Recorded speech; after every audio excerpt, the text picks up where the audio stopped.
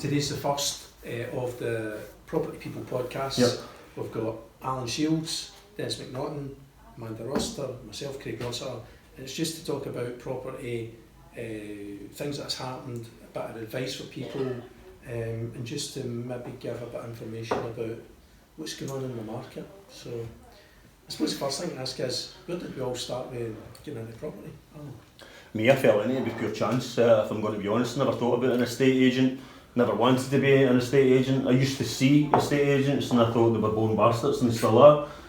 So for me, it was by pure default, selling advertising for a newspaper firm down in Paisley. The unknown to me at that point, the commercial director, was a previous director with Solicitors and Surveyors, and I left to go into the car trade, chasing the money, as you do when you start feeling that you're making some decent money in sales. And when this fella quit the newspaper, he went back as the managing director of Solicitors and Surveyors and came and sought me out. Didn't want to be an estate agent. I was doing quite well with the car firm, selling cars, and it's that kind of fast environment. You deal Amanda Rossiter the day, 10 minutes later Craig Rossiter walks in, you're getting named out. So it was a good lively pace for my personality, and he had me going doing a day in a life of an estate agent down in Hamilton, and that convinced me at that point that I absolutely didn't want to be a fucking estate agent, because they're boring bastards, as I keep on repeating. But I liked the fact that they were Monday to Friday. I seen them driving their nice vehicles, and they'd be talking about places like going on holiday to Mauritius. I can even spell fucking Mauritius, if I'm going to be honest with you. Can you spell Mauritius? I can't even say it, never mind fucking spell it. So I was intrigued with what these people done. And being a car salesperson, 7 days a week technically, and the fact that I was getting my weekends back, but I was noticing that these guys, they lived a reasonable life when I started to get involved and seeing what they were all about. So I took the job on by pure default because it was Monday to Friday, and I became an office junior for the first 6 months, quite probably. Absolutely fucking detested it my time, because all I really done was change the soul boards, do the window displays, made Linda Shearer's do all the printing for Linda Shearer. And the first time that I was shouted at to answer the fucking phone, I was nervous as fuck. Because I'm not that boy, I'm a council boy, and I've had no interest in people's property. So the first time that I answered the phone to talk about property, it was a challenge for me, to be fair. So it was very uncomfortable. For the first 6 months, it was very uncomfortable. It wasn't until I went out and done my first valuation that I thought, do you know what, I quite enjoy this here. You know what I mean? Give some context, what age were you at the time? I was 24. 24? Aye, 24. Is it worth asking what age you are now? Yes, I'm a young 48, of course. I'm going for that fucking rough man's like that. Everybody likes that rough look down now, don't they? I see you've come in a bit fucking rough, but on that love fucking juice or whatever again. I should add, today's promotion is going to be sponsored by Love Honey. I don't even know what Love Honey is. So that's why we've got the Love Juice thing coming. The only honey I know is fucking Manuka. But listen, my eyes have been wide open with the conversations by you two gents in particular. Fuck me. So 24 and you were an office junior. You must have been the oldest office junior in there. Absolutely, mate. Anybody, I'm in disbelief sometimes when I hear and I speak to people that of a particular age and they're in a particular profession, and then all of a sudden, because estate agents is a sexy environment to be in and decent money can be made, and they want to become an estate agent. I had to go and learn what an office was all about and what actually happened within an office. I fucking hated every part of it, but I understand the thought process and the reasons for doing that job at a junior level. Like I say, I was making very, very good money at Arnold Clark, and then all of a sudden I was the man there, and then all of a sudden I'm a fucking junior at 24-year-old, and my salary, I don't even know, my basic salary, fucking 20 grand or some fucking thing. So it was daunting, a very, very daunting experience, but as I look back, it was very much worthwhile, because then I could talk about knowledgeably, and I was going into somebody's home, what actually happens back at an office stage. So these people that think that they're a fucking joiner one day, I know good joiners that make extremely good money, but they don't like the roles that they're in at that moment, but they're a joiner one day, and then they're going to become an estate agent that's going to earn 100 fucking grand a year. It beggars belief, in all fairness. I Because, just spoke about that on my TikTok today. did you? About people who are double glazing, into double glazing, fitting double glazing, then the next minute they're doing estate agency, and then or ice cream drivers, and then next minute estate agents. They've no started for the bottom and worked their way up. So how do they know the whole process? They don't. They don't. They don't. They know fuck all. But you know yourself. See when we were last in a purple patch back in 2006, 7, and then obviously the arse fell at it. Hussey sold themselves, and we've been through a period from 2017 to the new. Right, we had a wee kind of fucking road bump in between there 2 years ago. Hussies, they sell themselves, but it's not about any idiot can go and sell a fucking house. It's making sure that you're getting the best. I always bang on about getting the best sale price that you possibly can for a client, and it's the difference of selling for 100,000 to 110,000, and that's where the experience comes in. I agree. Absolutely. Amanda, where did you start? How did it all kick off for you? I started off, I wasn't sure if I wanted to be an estate agent or a travel agent, and somebody phoned in sick one day and ended up at Slater Hogg in Hamilton at 17 as the office junior. No, were you? And it was Michael Luck at the time. Michael, Big Mick, nice fella. Showed me right from the start how to do window cards and what to do, and then worked my way up for there. But you know what, that was a great office It's back then office. as well. No, unfortunately, in my opinion, high street estate agents like that, I definitely know the same agency as what it was back then when we were involved. So it's a good grounding that you're getting in these busy volume offices. And I was trained with the best of the best at there. And I think Ian Hogg was still there when I was, because he used to come into Hamilton quite often. Was it Jamie Lonsdale then? It was Jamie Lonsdale, was Don Gibson. Don Warnock, Gibson. Aye. So they Two were great brilliant. people to learn They from. were brilliant teachers, but learned for the best. So I'm going to guess that wasn't 24 years ago. No, that was 35 years ago. Well, I was similar down in Ayrshire. I get punted down in Ayrshire, whereas when I took on the job of an estate agent, I'm a Lanarkshire boy, so I was sold the job. You're going to be working at the Hamilton office. Aye. But when I went to pick up the keys, everybody else is driving BMWs and fucking Mercedes. I get the keys to a fucking Vauxhall Bastard Corsa 5 door it was though. So I was cussing Michael Luck at that point. And then I got told with the office manager at that point that I was getting fucking punted down to Ayrshire. So that was a double boot in the balls that I got. But the great thing was Bruce Patterson, Linda Shearer, they were similar to Don and Bruce. Don and Jamie Lonsdale. Died in the real estate agents, old school estate agents. So anything that you were learning from the best. Totally the best with them. Then I went to Countrywide North, opened a couple of years, moved branches, Purple Bricks, and the other one that I love to hate is Yopa. You had to think hard about that, No. given the fact it was like 30 years ago, you know, what exactly did I do? When was it? Well, I started off as an office junior, worked my way up to negotiator, senior negotiator. There's really only branch manager after that. Where have I worked? Ayrshire, West End, Falkirk, Stirling. Yopa was over at Edinburgh, which is a hard market. Because it dominated with the ESPCs. ESPC through there, Changing but It needs to change. See that old school mentality of high street estate agent, ESPC, it's a burst flush. aye. And they only work 9 till 5 and they don't work weekends, so it's just it's a no-brainer going with an independent out there, and then we just started up ourselves, so... You've missed out Century 21. Oh, when? Intentionally. Did you know it? I was an area sales manager for them. Aye. So, okay, cool. That's McNaughton. You obviously, You should come back to me because I'm not an estate agent. it's not about estate agency necessarily, it's about property. Property People is the name of the show. So let's. It's because he's loved just isn't it? I mean, you spent how many hours stuck in estate agency offices? Too many. Exactly. So tell us some more about them. How did you find it, and how did you find being the financial advisor, dealing with the estate agents, and was there pushback because you're pushing for targeted people to come in and speak to you? Was there a kind of trade-off where they didn't like you didn't like them because of the sales aspect of it?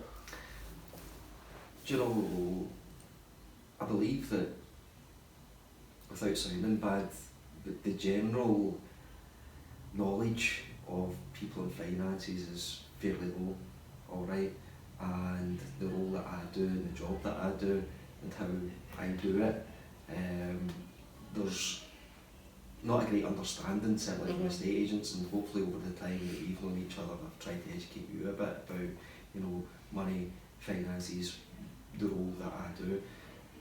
Is there pushback? No, I just think there's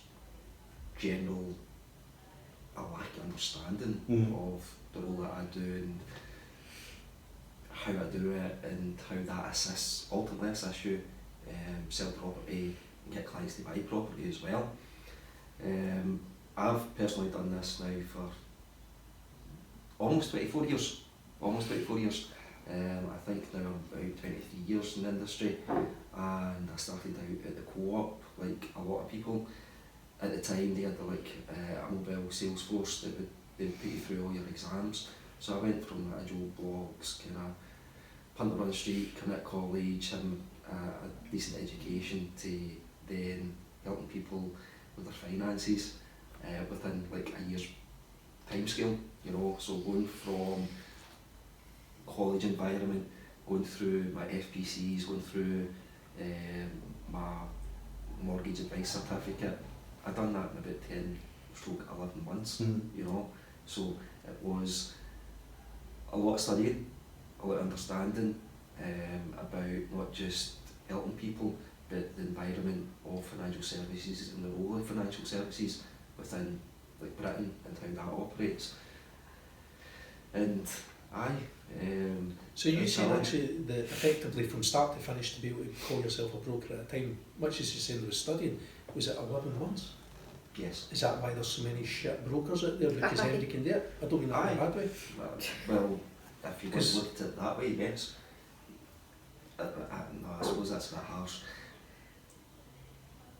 I've told you I've done this for 23 years. You know, it took just say a year to get my certificates. It's taken me like 15, 20 odd years to understand the role and the shortcuts and the I'm not saying that I'm not saying there's work and effort hasn't gone into it and experience that's been gained, but it surprises me in actual fact that it was such a short time scale allowed you to go from that point to being able to advise somebody with the probably the most valuable asset in their life. That's quite.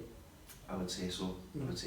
But maybe to answer your own question, Alan, I just think there's maybe a lack of understanding in the role that we play, the important role, because ultimately if people don't get mortgages, they don't buy houses, they don't sell houses. So just from my side of things, just when I worked in the high street and you were targeted, how many appointments have you got, how many evaluations have you done, how many take-ons have you got, how many adverts have you sold, there was always something else to sell. So the last thing in my mind was fucking mortgage lists. That was the lasses in the office that was ultimately doing that, and me, I didn't think I had to do it because it was like another selling thing. But touching on what you're saying, for me, my background, no interest in finance, stayed in a council flat probably at that point in time, so I didn't understand what your role ultimately meant, but I had no fucking clue about mortgages and the rates and how to adopt that chat into my conversation as well. So for me it was just blanking it as a value within the offices as well. You talk about sales and being targeted within an office environment. Again, having worked in different offices, different estate agents, they've had different ways of trying to target their own staff to get us appointments, you know, from, you know, giving the admin girls like £5 or £10 per appointment, and other incentives, you know. Beating you with a wooden stick. Aye, but see when you go down that route, you know, giving like the wee girl that sits in the front desk like a fiver every appointment they get an advisor. Ultimately all you get is just any Tom, Dick and Harry that walks off the street. I'm interested in that property. Aye, do you want to speak to a mortgage guy as well? You know, so you get. And all the areas ticking the box of Aye, 100%. They've got to 10 people. I've got them at the back to speak to Dennis. I'm on a fiver, you know, that's great. But ultimately, you know, somebody's walking in off the street. It's anyone. I mean, you could go through an appointment with them in 10 minutes, you know, to ascertain do you actually work, have you got income, etc., etc. You know, so you get a wide I don't think I was allowed to do that. Oh, aye. At Countrywide. I've No, we experienced weren't that. allowed to do that. We had to take like basic details where they work in, basic things, so like when they get sent down to the mortgage broker, at least they had a wee bit to start off with, rather than going through the whole forum. Thing is as well, it's not changed. I mean, you guys are talking about the high street. When we were working at Yopa, they obviously invested into a mortgage company, and then all of a sudden that pressure hit on all the agents because ultimately they're not making any money with the model they've got selling houses, so it's ancillary stuff that's going to make them money, and then it was just a case of get us these mortgages, and then when you went back to them and says, we've got you a mortgage appointment, the client's really keen to speak to you, we'll speak to them in a week. Their structure was mental, but you know, they're still, in theory, they want that business, so much as that's an online model, it's not much change since the high street days when you guys were there. No, definitely not. I don't see it changing either, No. to be fair, other than there's probably more pressure on Aye. these agents to get the mortgage appointments because that's where the money kind of kicks in for them as well, which is hard for guys like yourself because you're going through a lot of shite before you get a genuine fucking a genuine bit of business. Genuinely, see if I'd done business in every person I spoke to, A, I would be sitting here, and B, I'd be a You're multi-millionaire. going to be sitting here then. Multi-millionaire, you know. And maybe it's like yourself, if you go every bit of business, you went through the door to speak to somebody, again, I dare say it applies to you, but certainly within my industry, I've spoken to many, many people, and some of them are just, I don't want to say not worthy of the time, but some people just can't get a mortgage. I mean, I thought I was on a forum this morning and they were asking which brokers do it for free. I'm like, do it for Can free? you get that? Aye. Really, aye? Aye, I honestly, think I just... often if you go down that route, you yourself don't value the time. You're diluting your own business. Aye, you don't value. But I don't think people realise what the amount of paperwork that actually goes into the mortgage application No, they don't. process. And that's to what I start said. They don't. People don't understand finances, money first and foremost. Their knowledge of it is very, very poor. Secondly, they certainly don't understand the regulatory requirement operating within financial services. You know, there is a regulator out there. I would say that we're the most heavily regulated industry in Britain. Maybe out with childcare, I don't know. But the rules and regulations we adhere to, they're put in place to protect the consumer. You know, people that actually are arranging mortgages, arranging savings, doing their pension, etc. So there is a whole framework that we need to operate within that people just don't realise. You know, you just think, let's get a mortgage, and you get a mortgage, I need to buy that house, and that's all I can see. How much is it a month? Well, true, that's what most people think about. How much is it ultimately going to cost me a month? They don't realise all the shit that you go through to get them to that place and get them approved for a mortgage. So see the brokers that you're talking about then that don't charge a brokerage fee, are these people then that are in the whole of market and are kind of guiding their potential customer into a product where they maybe get paid a wee bit more on potentially, so they're not getting the right advice because it's a monetary thing then for that broker, mortgage advisor? I'm obviously the person to answer that. We do get paid money. There's no way to get away from it. We get paid money for the work that we do on a lender's behalf. Yep. All right, called a procuration fee. Now, that procuration fee net per £100,000 worth of lending is £350, okay. and that doesn't vary from lender to lender to lender. It's about £350 across the board. Okay. There is some lenders out there that will give a wee bit more. Northern Rock, back in the day, they used to do like 0.5%. Aye. All right. They had I mean, probably most of the market share back in that period of time, in 2006, 150 and 120% mortgages and stuff. Aye. We can come back to that, so we can regard the name and what they done at the time. So there is a few lenders out there that will give you a wee bit more, and even to this day, Virgin took over the Northern Rock book, they pay a wee bit more.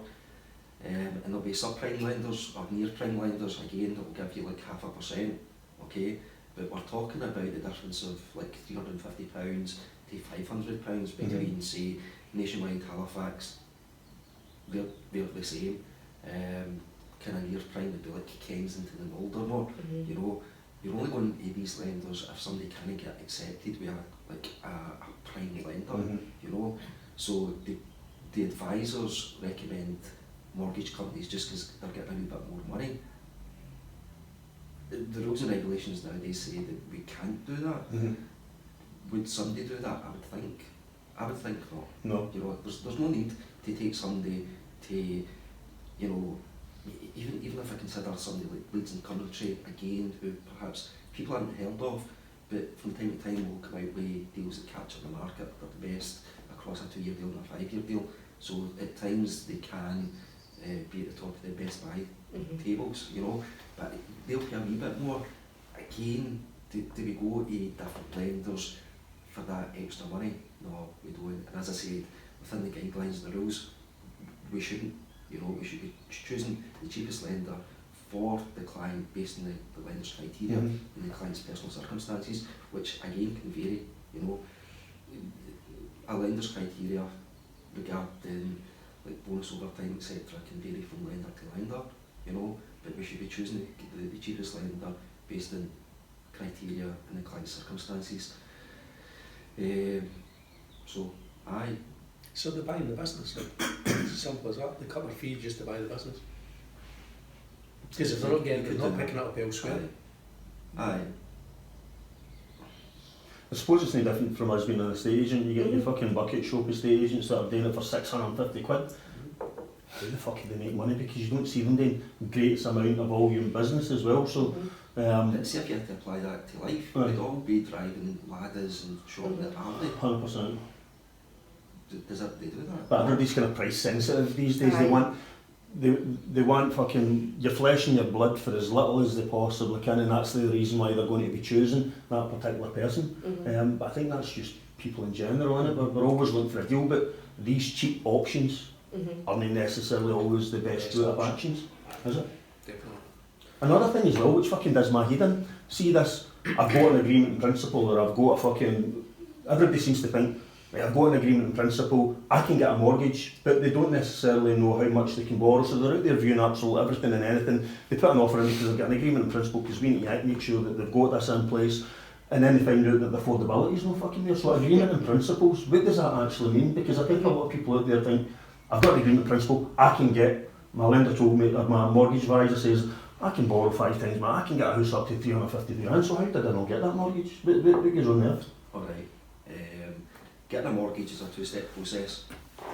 Actually, you get a decision in principle first and foremost, and then you upgrade that to a full application, then it goes to an underwriter at the bank, and they look through the paperwork that's submitted, and then they will issue a mortgage offer, all going well. A decision in principle with a lender, you can put any figure into a decision in principle that you want. Alright? So it means nothing technically then, until you get through the application stage? Right. So there's, you could look at it, I like to think that once I get a client a decision in principle, it's kind of like 90% set in stone. Alright? Because I've got the experience to effectively underwrite a client's case as soon as they provide the documentation to me. Alright? So I'll get the wage slips, the bank statements and their ID, alright? Naturally from their wage slips I can pull off their basic salary, any overtime, any commission, also any deductions from their salary, which could be a credit union loan, it could be salary sacrifice for a pension, etc. Alright? So you've got basic income, you've got their overtime, alright? From the bank statements you can see, you know, if there are any loans, any credit cards, alright? So at point of them providing that to me and clarifying the points with me, once I've got a decision in principle, as I said, I like to think that we're like 90% of the way there. You know?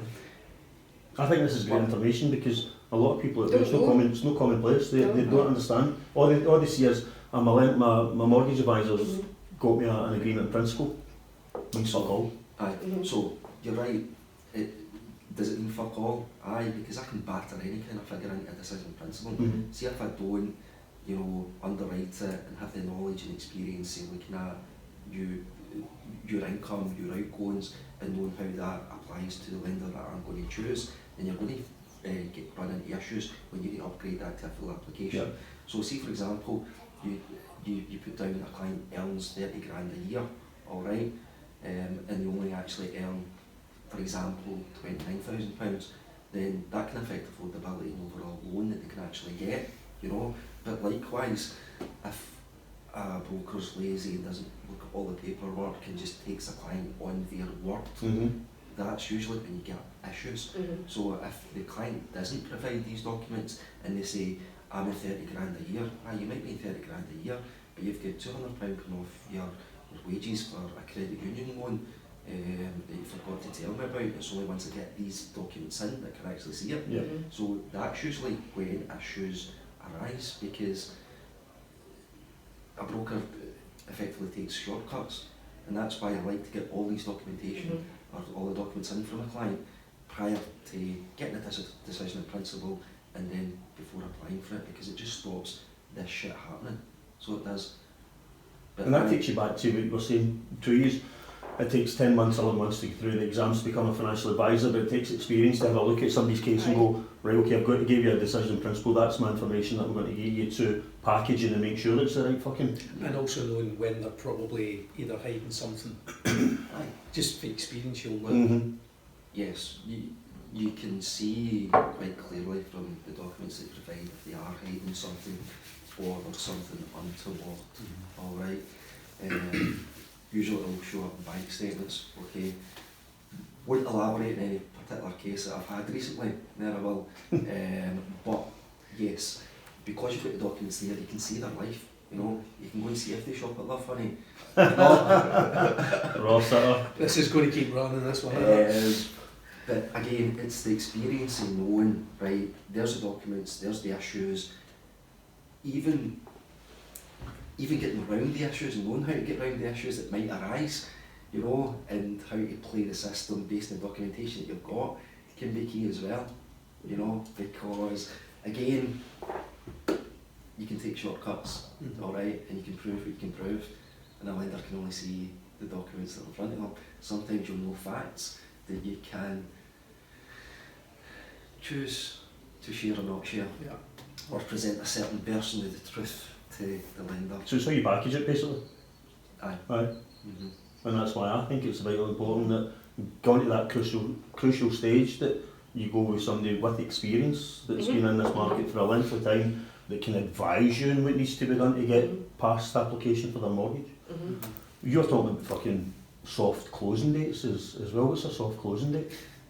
I've never heard it in my fucking life. Never heard it in my life.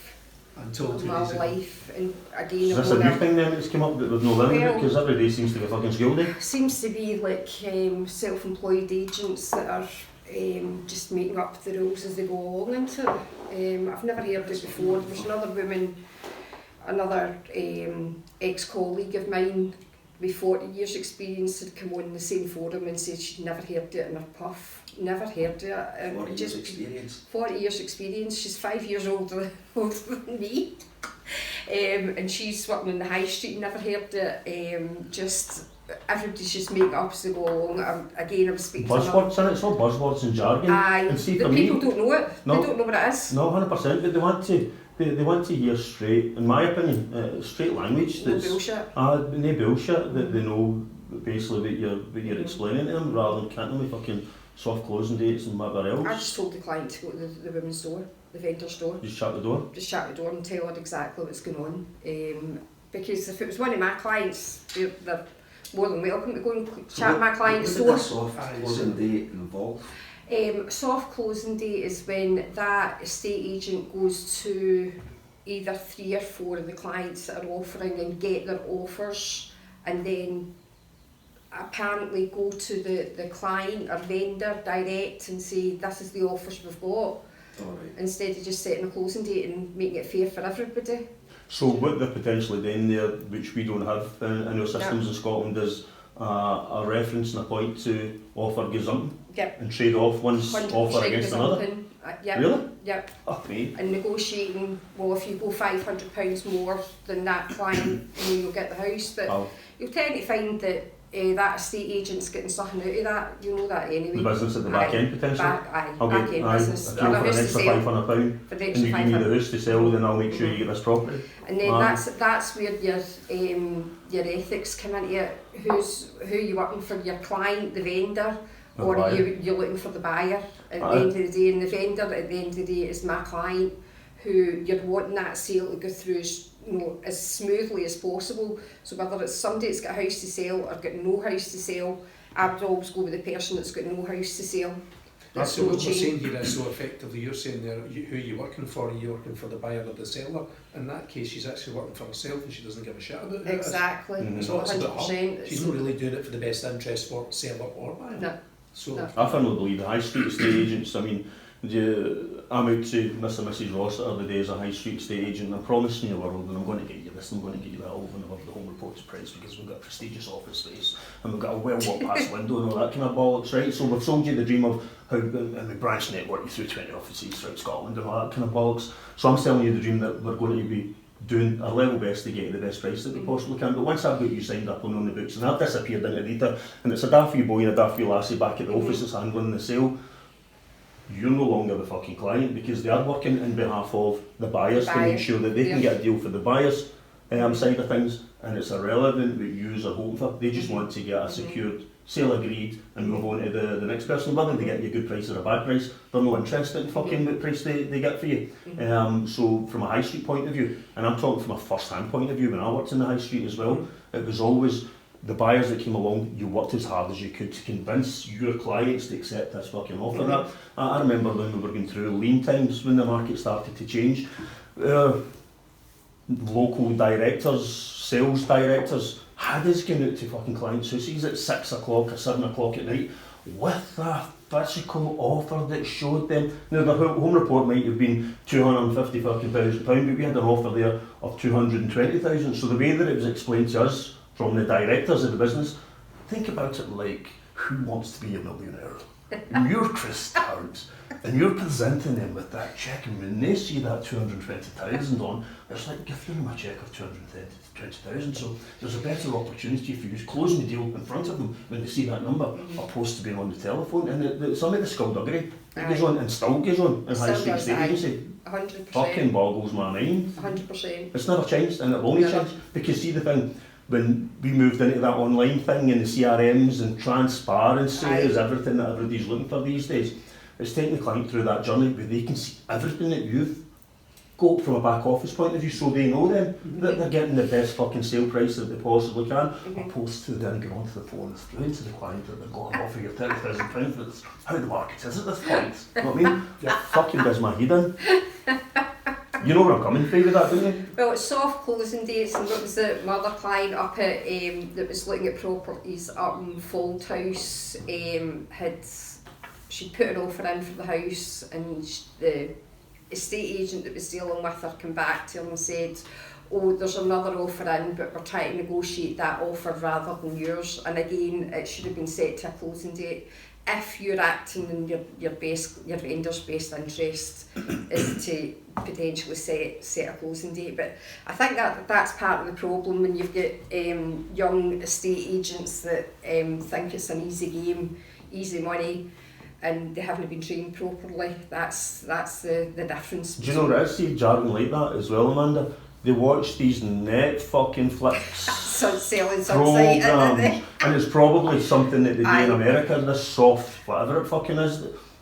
Taking it back to Love Honey again, I suppose, I'm talking about soft things. But these terminologies are probably what they're seeing on Who Wants to Be a Millionaire, fuck's sake. What's that fucking man? The guy selling sunset, and that guy that kicks his fucking heat. Millionaire listings. They're taking terminologies and phrases that are relevant to a market in a totally different country and trying to fucking shoot at them in here. Madness, man. Get a grip of your fucking selves. These only American estate agents, their system's totally fucking different for everybody else. Work the system properly. Sorry. Half the problem though is that a lot of these guys now, because obviously there's your KWs, EXPs, etc., and a lot of the people that work for these businesses are good estate agents. That's fine. But what they've also done is they've opened the door to property developers who've now come in, who are claiming to be estate agents, who've not been trained a bit. They've done a couple of flips, they've maybe rented a couple of properties, and they see that as a route to getting access to people. But they've not been trained. So they're out claiming, "Oh, I'm an estate agent." What the fuck? You're not an estate agent. You've never been. You never will be, probably. And that's part of the problem we've got there as well, because that's where some of that context and new words and new formats is coming for. It's coming for that. When did you see property sources or property pricks like that back in 2009 to 2015? You didn't? No. You didn't? It was proper estate agency work that had to Aye. get involved to make sure that the deal stuck, you get the right fucking buyer, you got the mortgage application, because the mortgage fucking processes at that point was very difficult because of what was going on in the banking industry, and you had to fucking Aye. adopt to everything that you fucking knew, you had to dig deep. But when these property pricks come onto the market, it's when the market's purple, it's when the market's looking after itself, and Aye. all of a sudden everybody's a fucking expert. These aren't experts, these are charlatans and fucking sharks. Fuck off. I'm only kidding. Brilliant. Bastards. You're the same as me. I hate them. Well, so I probably comes back to me. My experience in the industry started 16 years ago, and I just saw a marketplace that was very traditional and was needing updated in terms of its technology. When you get shacked up in an estate agent. And then I shagged up an estate agent. But Shagging you right at the top. never. I suppose from that point of view, when we first met, I said to Amanda, the market is going to change for estate agency, and she was pretty traditional in her own set ways, and at that point she said, if it's not broken, don't fix it. And then within probably 2 years of that, Purple Bricks launched.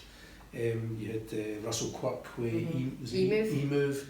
The alternative market was banging billions into property, and it has changed it, and I would say probably for the better now. Absolutely. So obviously for Purple Bricks we ended up at Yopa, for Yopa doing our own thing, but I think it will still change. I think AI is obviously going to change the way that some of the things are delivered for clients. I think that's going to be key to it, but at the end of the day it's still selling the house. You still need interaction for human fucking beings. I think so. AI has its place in every fucking sector, in my opinion, moving forward, because you've got to evolve and keep changing with the times. But from a sales point of view, could you interact with a buyer through AI, trying to negotiate, knowing that they're going to get you the best term? You need that human Aye. fucking action, unfortunately. Unfortunately for us, anybody that seems to think that that's what's going to take over our industry, they need their fucking heads looked at. But I think there's a place for it. There's elements of it, elements are there to make things easier and better for the clients. So, but that's us with the technology side. That's where we probably stand up against most of the other guys in certainly Scotland. I think it's blending new world tech with traditional old school values to be fair, so that you're blending both worlds together, so that they're getting the best experience depending on the individual, certainly. So I know I'm all up. I probably became a better estate agent when I worked with an online company, to be fair. And it was like a eureka moment, dirty line estate agent, when I was a high street estate agent, trying to hustle the client on behalf of the buyer's point of view so that I could get a sale. But it should always, and always has been and should be, about the best customer experience that the client can possibly have from your agent. So when I had that light bulb moment of, I should have been negotiating on behalf of the buyer, you're my client, let me go and fucking hustle the buyer's side of fucking things. So there's a way and a means to do that, know what I mean? Yeah, absolutely. Yeah. I think the other thing is we were talking about prior to doing this today, we were talking about funny things, and it was just the other day I was remembering that we were sitting one night in bed at 12 o'clock and the phone went, and it was somebody phoning Amanda to complain about the fact that he wanted to know why she'd switched his Sky off. Huh? What? He was a tenant and he was phoning up to complain because his Sky had been cancelled because he hadn't paid his bill, but he thought it was the letting agent's fault. So he phoned her up at 12 o'clock to say, have you done my Sky? So, yes, people are interesting. Our industry is now a 24-hour industry, unfortunately. I remember I had Gemma over here, and I picked her up to the airport night that way, whatever time she came in at 11 o'clock, 11:30 or something. You're hungry? We goes and we get settled in the house, and we decided at 12 o'clock, 12:30 that we were going to go to McDonald's. As you do. You know what it's like, you get emails coming through at random times because people they're either doctors or nurses or whatever, night shift workers. So I get an email through for a house, and it was like 1:45 standing in the queue at McDonald's. I'm sending another home report, but this guy kept on responding to my emails. So I thought, it was fucking 1 o'clock at this thing. Fuck it. I'm going to phone him at 1 o'clock. Hi, how you doing? Blah, blah, blah. Yeah. But we got me to view the property that very next fucking day. Lo and behold, he was the guy that took it to a closing date, not a soft closing date, an actual closing date, and he paid a wee bit more than what anybody else. So if I didn't react to that, I'm not saying that's the way that you go about it, but it just shows you that life has changed dramatically Aye. in a short period of time. I think COVID helped that as well. 100%. COVID I changed just all said that. I just said that in my life the day in TikTok that COVID's changed everything. That's where estate agent, high street estate agents are now a bus flush. Nobody's interested in Monday, Friday, 9 to fucking 5. Yeah. If somebody wants to talk to you at 9 o'clock or 10 o'clock at night, they want to talk to you at 9 Aye. o'clock or 10 o'clock at fucking night. And if you're daft enough to pick up your phone and talk to them, then that's the industry that we're in these days. Alright, well, MD, anything else you'd like to add? I think we can maybe bring us to a close and look forward to the next one. Can I tell you something? I've actually enjoyed this, and I think this is something, I know this is a test bed at the minute, but I would love to get a surveyor's take and what their job role is, and the relationships that they've got, the pushback that they've got with estate agents, solicitors. That's a bugbear. Yeah. I think that's a fucking hot topic. Yeah. To be fair, solicitors' involvement, Everyone's. because they very much are traditional in the way they work. For me, you solicitors, you're either gone on lunch, your own lunch, or you're just coming back for fucking lunch. You can't get talked to you. Holidays. And leave emails. So I think that's another good topic to potentially. We're planning to bring in surveyors, we're planning to bring in solicitors, letting agents, so It'd be good to speak to other estate agents personally as well. I know it's fucking difficult because we're all competing against each other, but man, we're competing. We're fishing in the same pond at times. We can still be mates and find out what their experience is, because it gives us an understanding from where they might be at, because I can only take from when I worked there. Has it changed? Has it not changed? Are you still dirty line bastards, estate agent high streets? I think so.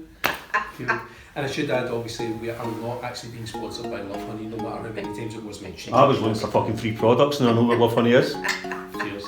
Thank you. You should say this to my phone.